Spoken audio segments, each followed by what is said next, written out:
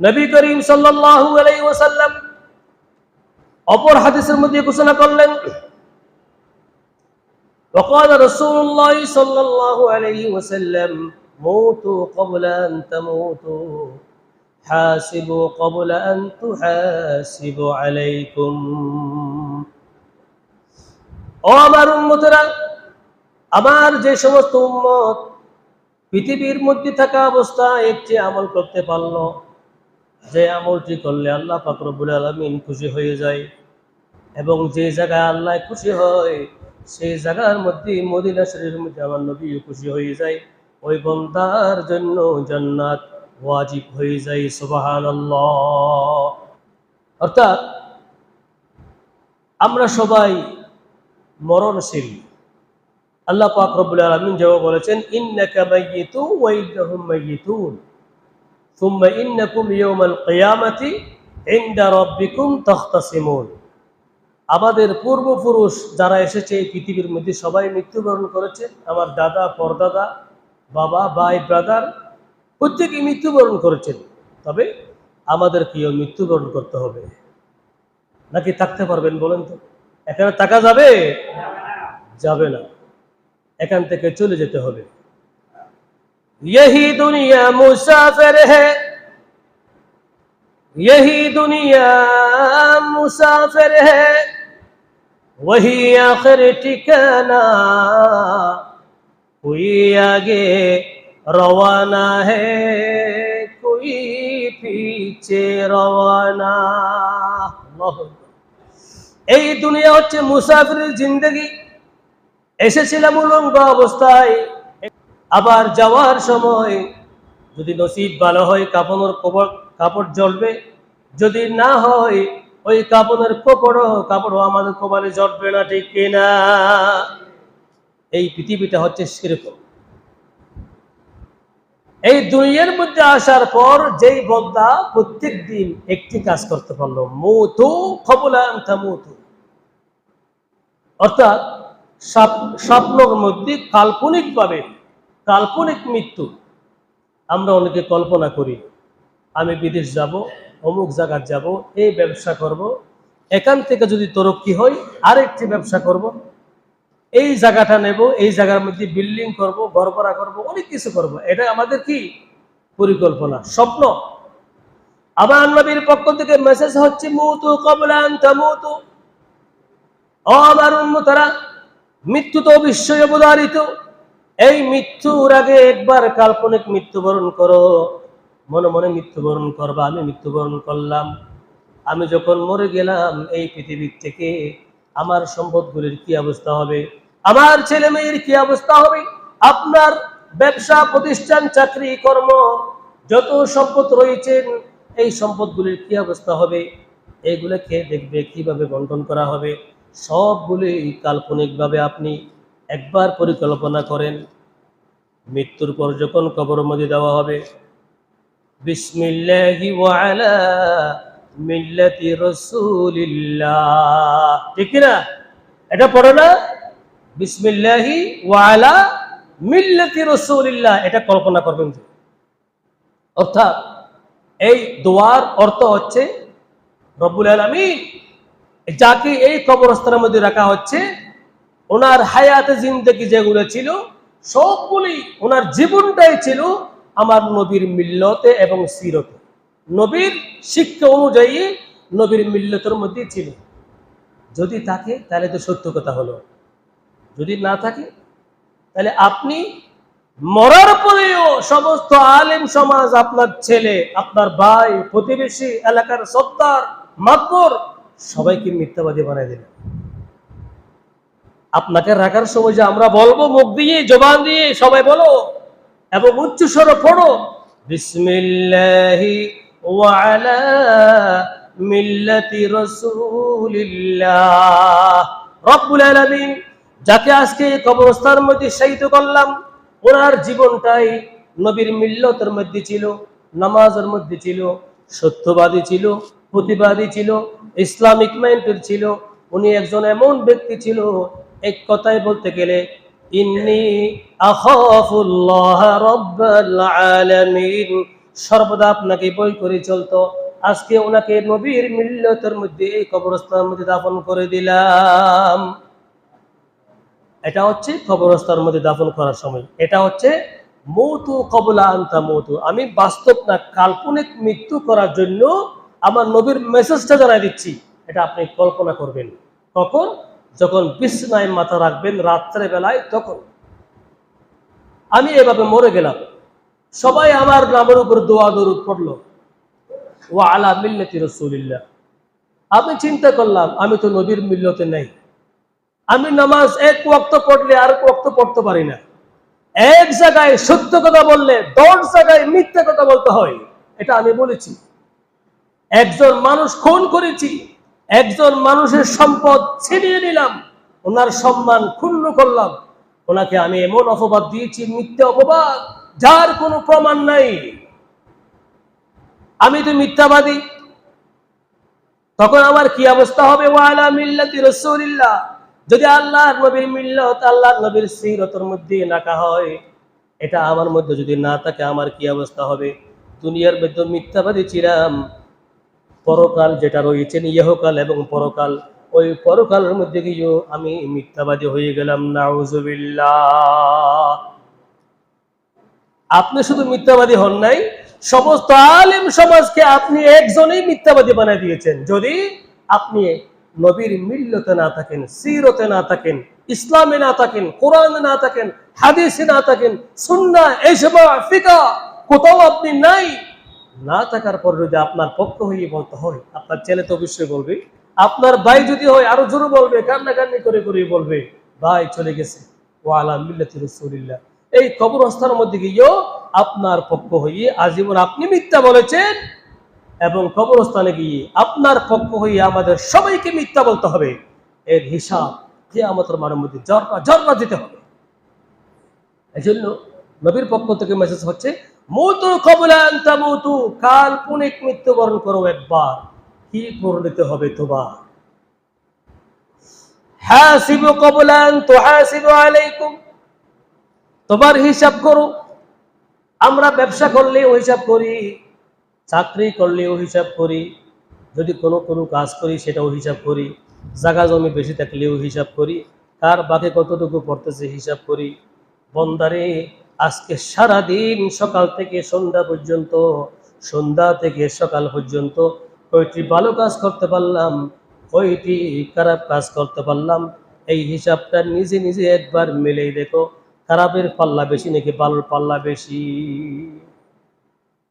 একবার হিসাব মিলাও, হিসাব মিলেই বুঝতে পারবা তোমার ভালো কাজ বেশি হয়ে গেল না খারাপ কাজ বেশি হয়ে গেল। তখন নিজেই সার্টিফিকেট, তুমি কি জান্নাতি নাকি জাহান্নামী। হাসিবু ক্বাবলা আন তুহাসিবু আলাইকুম। আপনার ব্যবসায়িক যদি হিসাবের মধ্যে একটু নোকসান হয়, ক্ষতি হয়, আপনার ম্যানেজারকে বলবেন, ভাই এই হিসাবটা একটু করবেন, একটু মিলে আমাকে দেখাও, আমার সামনে হিসাব করো, বসে বসে হিসাব করো। ঠিক তদ্রূপ ভাবে কিয়ামতের মাঠের মধ্যে আল্লাহ পাক রব্বুল আলামিন বলবেন, ওয়ামতাজুল ইয়াউমা আইয়ুহাল মুজরিমুন, ও অপরাধীরা সারিবদ্ধ হয়ে যাও, জান্নাতীরা ডান পাশে যাও, জাহান্নামীরা বাম পাশে যাও। যাওয়ার পর এই হিসাব আমরা ম্যানেজারকে যেভাবে হিসাব করাই, সেই হিসাব কিয়ামতের মাঠের মধ্যে করাইবেন কে? কে? আল্লাহ হিসাব করাইবে আমাদেরকে, সারিবদ্ধ করে দাঁড়াই দিবে। মুনকার নাকির ফেরেশতাকে আহ্বান করবেন, তোমরা এদিকে আসো, অমুক জায়গার অমুক ব্যক্তি না, পৃথিবীর সমস্ত দায়িত্বশীল বান্দা যারা তোমরা দায়িত্ব পালন করেছো, প্রত্যেকের নিজ নিজ হাতের মধ্যে আমলনামা দিয়ে দাও, আমলনামা দিয়ে দাও। আমারটা আমাকে দিবে, আপনারটা আপনাকে দিবে, যার যার আমলনামা তার হাতে দিয়ে দিবে। আমরা যেরকম ম্যানেজারকে হিসাব করাই, এটা আমি আজকের হাদিস বলতেছি, এই মেসেজটা হচ্ছে কাল্পনিক, যেটা আমার নবী ঘোষণা করলেন, তোমরা দুনিয়ার মধ্যে থাকা অবস্থায় কল্পনা করো পরকাল কেমন হবে, হিসাব কেমন হবে, এটা বুঝার জন্য বলতেছি। আমলনামা যখন দিয়ে দেওয়া হবে, আল্লাহ পাক রব্বুল আলামিন হুকুম করবেন, বান্দারে ইকরা কিতাবাকা কাফা বিনাফসিকাল ইয়াউমা আলাইকা হাসিবা। ও বান্দা, তোমাদের প্রত্যেকের হাতে হাতে আমলনামা দেওয়া হয়েছে, হিসাব দেওয়া হয়েছে। আমার সামনে দাঁড়ায় দাঁড়াই তোমার আমলটা, হিসাবটা আমাকে দাও। ঠিক কি না? মিথ্যা কথা বলা যাবে না। আপনি সেখানে আমলটা করবেন, বালাম বিশাল 63 বছরের জীবন, 70 বছর, 100 বছরের হায়াত, সব হিসাব করে সেখানে রেখা আছে। কোন সময়, কোন তারিখে, কোন দিন, কোন অপরাধ করেছিলাম সেখানে লেখা আছে। আপনি পড়বেন, ইকরা, পড়ো কিতাবাকা, তোমার কিতাব, তোমার আমল তুমি নিজে পড়া আমাকে শোনাও। বিনাফসিকাল ইয়াউমা আলাইকা হাসিবা, আমাকে হিসাব দাও এই জীবনটা কিভাবে ব্যয় করেছো। যৌবনকাল কোথায় ছিল, বৃদ্ধকাল কোথায় ছিল, বাল্যকাল কোথায় ছিল, এই 3টি কালের হিসাব এই মুহূর্তের মধ্যে আমার সামনে হিসাব দাও। যার আমলটাতে পেশ করো, আমলটা যখন পেশ করা হবে, এখানে আমি অনেক কিছু করেছিলাম ভালো কাজ, ভালো কাজগুলো দেখলে এমন ভালো লাগবে। একজন অসহায় ব্যক্তিকে সাহায্য করেছিলেন, ওখানেও লেখা আছে 70 গুণ বৃদ্ধি করা। সুবহানাল্লাহ বলেন। একজন ভালো কাজ, একজন ব্যক্তি দান করেছিলেন, 70 গুণ বৃদ্ধি করা অবস্থায় একটি দানকে 70টি দান করে লিখে দিবেন। আপনি 1 রাকাত নফল নামাজ পড়েছিলেন ইচ্ছাকৃতভাবে, আল্লাহকে খুশি করার জন্য শুকরিয়া করেছিলেন, ওই 1 রাকাত নফল নামাজ 70 রাকাত নফল নামাজেই পরিপূর্ণ হয়ে যাবে। সুবহানাল্লাহ। এই হিসাবগুলো দেখে দেখে আপনি যখন পড়বেন, আপনার মুহূর্তের মধ্যে আনন্দ ফিল করবেন, খুব ভালো লাগবে আপনার। আর কারা কাজগুলো যখন দেখবেন, আমি একজন ভাইয়ের উপর জুলুম করেছি, অত্যাচার করেছি, মারধর করেছি, অন্যায়ভাবে বিচার করা হয়েছিল, এটা যখন দেখবেন না সহ্য হয়ে যাবেন। রব্বুল আলামিন, এটা মনে হয় মিথ্যা কথা বলা হয়েছে, এটা আমি করি নাই।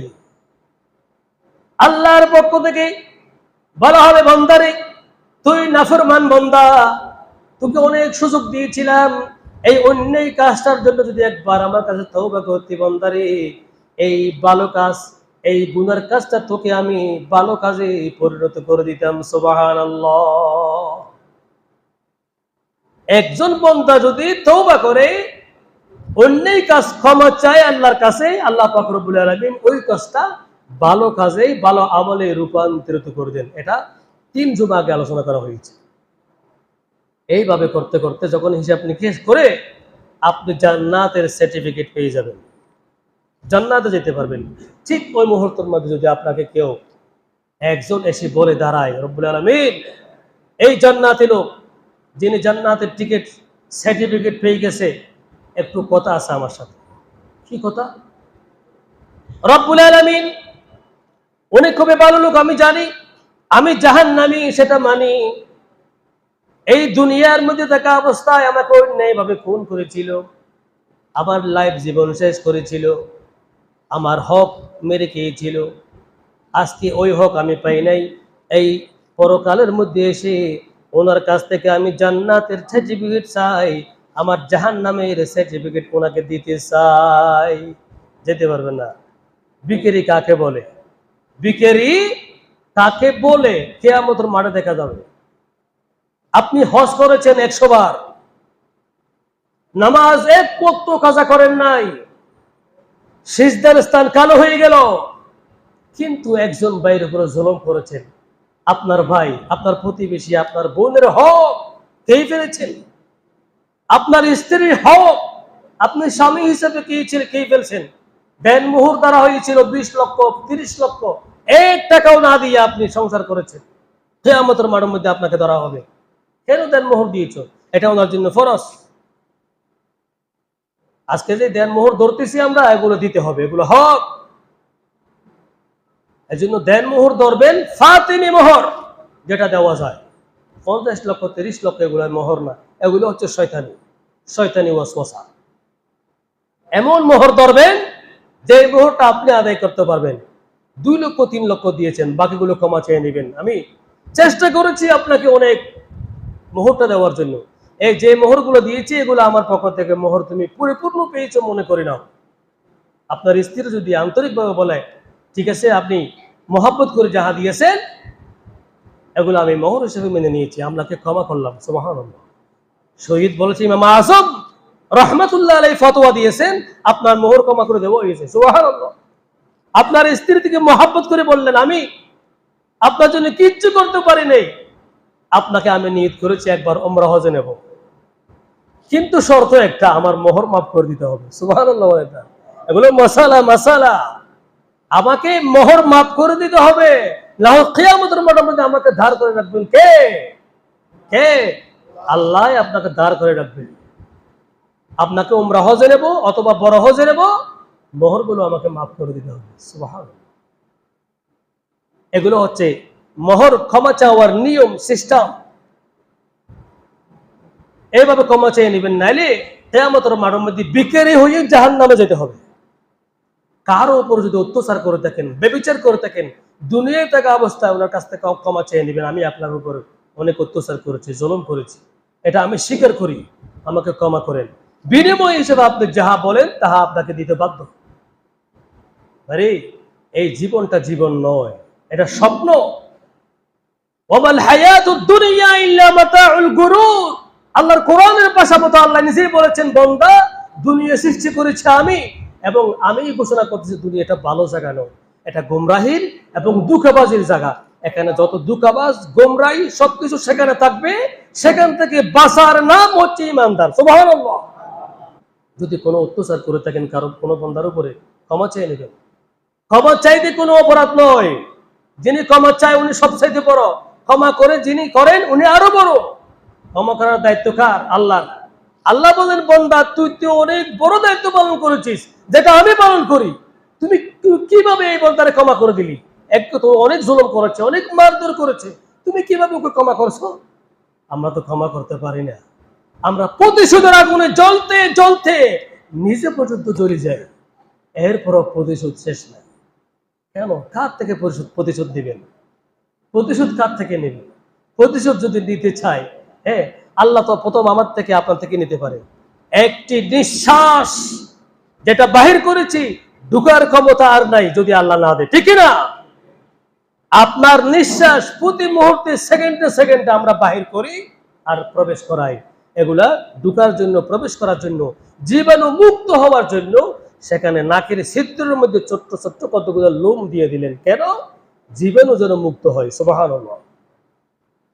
যে নিয়ামত আমরা পেয়েছি, যে উপকার আমার আপনার করেছেন আল্লাহ, যদি প্রতিশোধ নিতে হয়, আল্লাহ আপনার আমার প্রত্যেকের প্রতিশোধ তো আগিয়ে নিবে।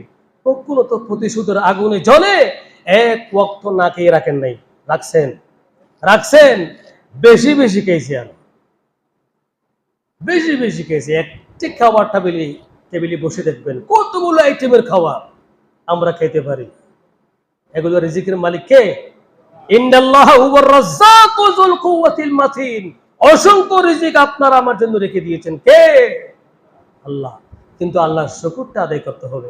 শুকর আদায় না করলে এটা শুকরিয়া কখনো আদায় হবে না। এজন্য বলেছিলাম, আমার নবীর মেসেজ হচ্ছে, তোমরা মৃত্যুর আগে একবার কাল্পনিক মৃত্যুবরণ করো, আর আমলের হিসাবটা দুনিয়ার মধ্যে একবার তুমি হিসাব করো, কয়টি ভালো কাজ করেছো, কয়টি খারাপ কাজ করেছো। বান্দা, তোমার জন্য জান্নাত অপেক্ষা করবেন। সুবহানাল্লাহ।